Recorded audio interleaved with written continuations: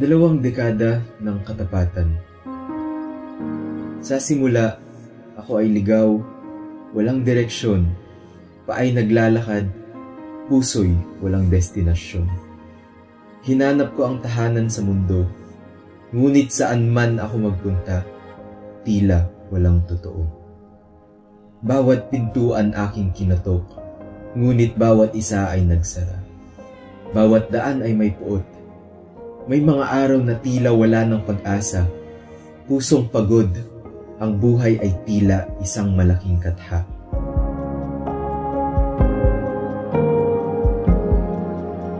Hanggang isang araw ako'y napadpad sa isang maliit na silid, tahimik at payak.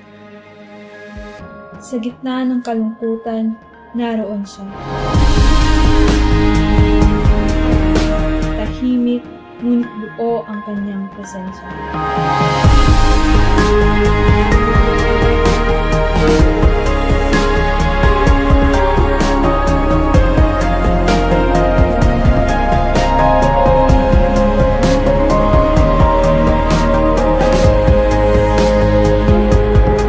Hindi ito isang bahay na gawa sa bato o kahoy.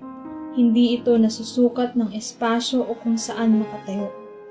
Ang tahanang hinahanap ko ay narito. Sa kanyang yakap, doon ako tunay na nabuo.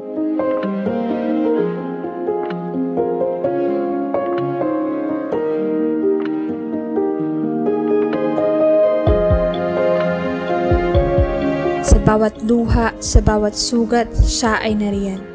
Nasa kanya ang pag-asa, ang tunay na kapahingahan.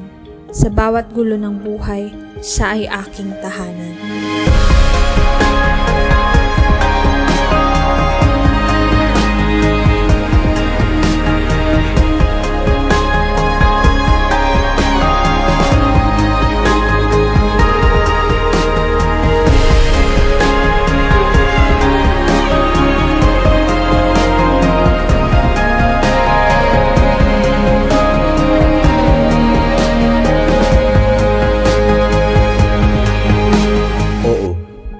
Minsan ay nagdilim ang daan ng hinat na pagod, nawalan ng lakas sa laban. Ngunit sa bawat pagkatalo, nariyan siya. Sa piling niya, ako'y laging bumabangon, may lakas ng loob at pag-asa.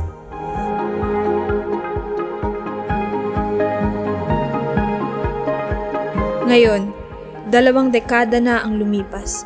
Sa kanyang bisig, ako'y laging ligtas. Siya ay aking tahanan. Hindi na ako mangangamba. Kahit saan man dalhin ng tadhana, alam kong siya'y kasama. Sa kanya, natagpuan ko ang lahat. Kapayapaan, pagmamahal, walang katapusang pangarap. At sa bawat bukas, tiwala ko'y buo. Si Jesus ang tahanang walang hanggan. Siya ang aking kublihan, noon, ngayon, at magpakailanman.